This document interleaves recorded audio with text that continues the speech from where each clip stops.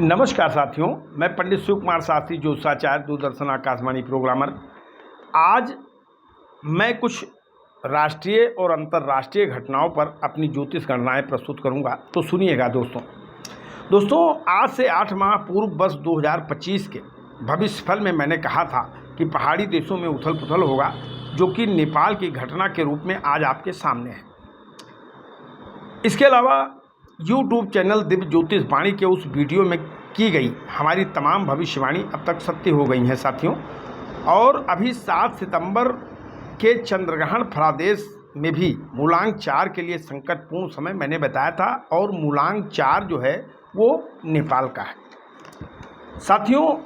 वर्ष 2025 का मूलांक 9 है, जैसा कि मैंने आपको पहले ही बता दिया है। और मंगल जो है, जिसका स्वामी मंगल है, और मंगल संघर्ष, सीमा विवाद, युवा क्रांति का सूचक है साथियों।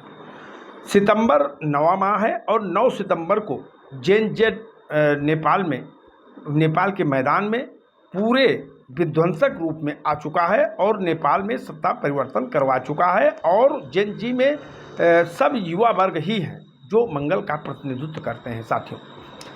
अभी 2026 तक नेपाल किसी भी तरह से स्थिर सरकार नहीं प्राप्त कर सकेगा, और न नेपाल में स्थिरता आने वाली है, ये जान लीजिए दोस्तों। आइए आपको मैं बताता हूँ कि आखिर नेपाल में इस तरीके से अस्थिरता क्यों है। इसको आप पूरा कारण जान लीजिए।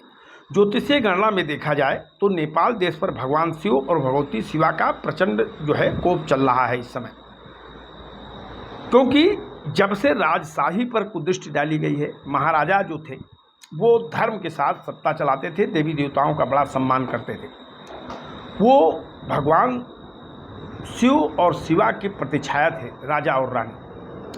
और जिन लोगों ने सत्ता चाही या सत्ता पर कुदृष्टि डाली, उनको धर्म या देवी देवताओं से कोई लेना देना नहीं है, उनको सिर्फ सत्ता से मतलब है। यही कारण रहा कि वो स्थिर नहीं रह पाए साथियों। और मैं आपको बताऊं कि आप देखेंगे तो आप पाएंगे कि नेपाल में दैवीय और मानवीय घटनाएं अक्सर इन्हीं मूलांकों पर, यानी मूलांक 1 या 9 के आधार पर बराबर हो रही हैं, इन्हीं मूलांकों में हो रही हैं। नेपाल एक ऐसा देश है जो धार्मिक, सांस्कृतिक, शांत और देवभक्त था, जिसे कुछ लोगों ने उसकी रीत और परंपरा की उपेक्षा करके शासन सत्ता की डोर थामनी चाहिए। इस क्रम में दिनांक 1 जून 2001 को शाही नरसंहार हो गया। अब आप देखिए, 1 जून 2001 को पूरा राजघराना मार दिया गया, जिसका मूलांक 1 है, भाग्यांक 1 है, और मारे गए 9 लोग, एक बाद में मरा, यानी 10 लोग मरे। पूरी राज सत्ता समाप्त हो गई। तो शाही परिवार का मूलांक जो है और भाग्यांक 1 बना, और 9 लोग मारे गए, एक बाद में मारा गया, राजघराना समाप्त हो गया। इस घटना से भगवान पशुपति और माँ बागेश्वरी का क्रोध और जाग गया। नेपाल आपस में ही तब से जूझ रहा है। कोई बाहरी शक्तियां भले ही आरोप लगा दे या अंदर से कूटनीतिक रूप से कुछ कर रहा हो, लेकिन लड़ नेपाल आपस में ही रहा है, और जितनी सरकारें आ रही हैं वो स्थिर नहीं हो पा रही हैं। इसका कारण यही है साहब। दोस्तों, 10 साल सत्ता संघर्ष हुआ, और संघर्ष का मूलांक 1 बनता है। 10 साल राजशाही से संघर्ष किया गया, जिसका मूलांक 1 बनता है साथियों। 28 मई 2008 को नेपाल गणराज्य बना, इसका भी मूलांक 1 और भाग्यांक 9 है। जैसा कि मैंने बताया कि मूलांक 1 जो है भगवती दुर्गा का प्रतीक है, और मूलांक 9 भगवान भोलेनाथ का प्रतीक है, जिसका प्रतिनिधित्व सूर्य और मंगल करते हैं। यानी इस समय नेपाल की सत्ता जो है वर्ष 2001 से सूर्य और मंगल के हाथों में है। वो लड़ाता है, फिर सरकारें लाता है, फिर लड़ाता है, फिर सरकारें लाता है, यही कर रहा है साथियों। नेपाल की सत्ता खूनी मंगल और प्रचंड शासक सूर्य के हाथ में चली गई है, जबकि 1990 से में जो है संवैधानिक राजशाही शुरू हुई थी। राज सत्ता समाप्ति के बाद तमाम दैवीय आपदाएं नेपाल में आईं। 2015 में भीषण जो है भूकंप और बाढ़, भूस्खलन तथा जलवायु परिवर्तन से तमाम कष्ट हुए। सत्ता की अदला बदली से जनता पिसती रही। राजघराना समाप्त होने के बाद अब तक 17 वर्ष में 14 प्रधानमंत्री बन चुके हैं और 15वां बनने वाला है। तो सुशीला कार्की जी शायद 15वीं प्रधानमंत्री होंगी नेपाल की। इनमें प्रचंड 2008 में प्रधानमंत्री बने, जिसके मूलांक 1 हैं, और 2016 में जो है इनको जो है प्रधानमंत्री बनाया गया, और 2016 का एकल किया जाए तो 6 7 2 9 मूलांक 9 बनता है।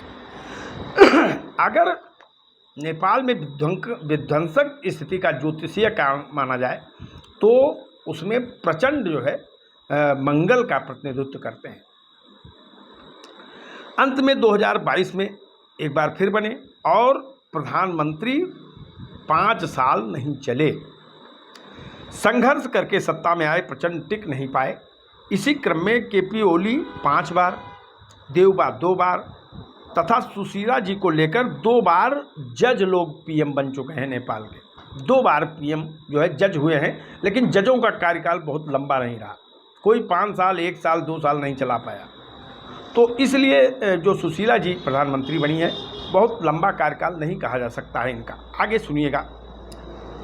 इसमें परस्पर समर्थन से ही सरकारें बनी। ऐसा नहीं रहा कि कोई सरकार बैठी हो, धार्मिक रही हो और उसने जो है देवी देवताओं को और जो है धर्म को बहुत मान्यता दी हो। सबने इन्हीं सत्ता लोलुप लोगों से परस्पर जो है तालमेल करके ही सरकारें बनाई। यही कारण रहा कि कभी स्थिर सरकार नहीं बन पाई, जब तक नेपाल में कोई धार्मिक जो है प्रतिनिधित्व करने वाला व्यक्ति नहीं आएगा जो देवी देवताओं का सम्मान करे, धर्म का सम्मान करे, तब तक नेपाल में स्थिर सरकार बनना बहुत मुश्किल काम। साथियों, अब देखिए, अब सुशीला जी प्रधानमंत्री बन गई हैं, लेकिन जो ये जेनजी की उत्पत्ति हो गई है, जिन्होंने विस्फोटक क्रांति के दम पर सत्ता परिवर्तन कर दिया है। नेपाल का मूलांक 4 है तथा जेन जेड का मूलांक 2 है। जेनजी का मूलांक 2 बनता है और नेपाल का मूलांक 4 है। 4 का प्रतिनिधित्व जो है राहु करता है, 2 का प्रतिनिधित्व चंद्रमा करता है। राहु और चंद्रमा में परस्पर बैर है।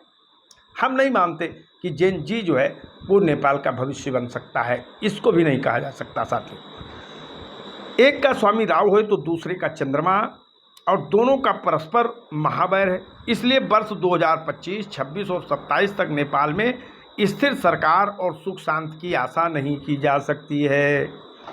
तमाम जलीय और पहाड़ीय घटनाएं, पर्वतीय घटनाएं अभी होनी है।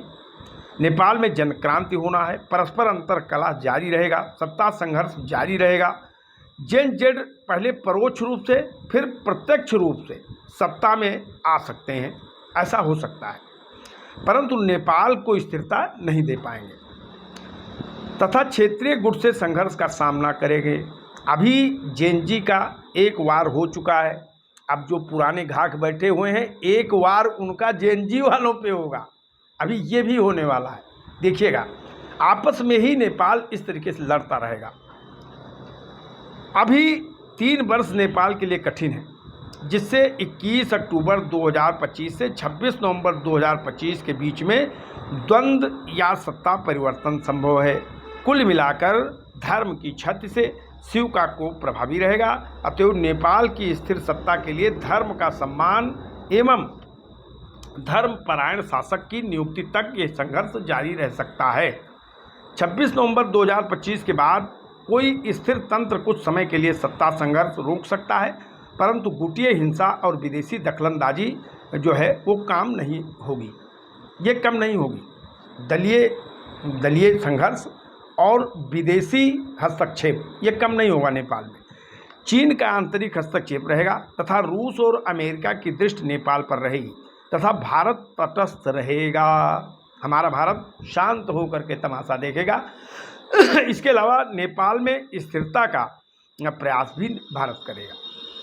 हवाई एवं जलीय सीमा अवरोध का योग है। नेपाल के हो सकता है जल मार्ग और हवाई मार्ग बंद कर दिए जाएं, कुछ देश बंद कर दें, ऐसा भी हो सकता है। और एक निष्कासन नीति भी बन सकती है जिससे नेपाल में कुछ लोग भगाए जा सकते हैं, तो ऐसा भी हो सकता है। नेपाल की जनता और आवश्यक वस्तुओं का आवागमन यात्रा प्रतिबंधित हो सकता है। अभी ये भी हो सकता है। तो नेपाल में इस तरीके का द्वंद्व जो है नवयुवकों के द्वारा हुआ है। तो क्या भारत जो है इससे अक्षुण्ण रहेगा? ऐसा नहीं है दोस्तों। जेन जी सभ्यता भारत को अधिक प्रभावित करेगा। जो नेपाल में विध्वंसक खेल हुआ है, युवाओं ने किया है, ऐसा नहीं है कि नेपाल में ऐसा करने के लिए तैयार नहीं है लोग। भारत में भी इस तरीके की प्लानिंग, इस तरीके की योजनाएं चलेंगी, ये तय है।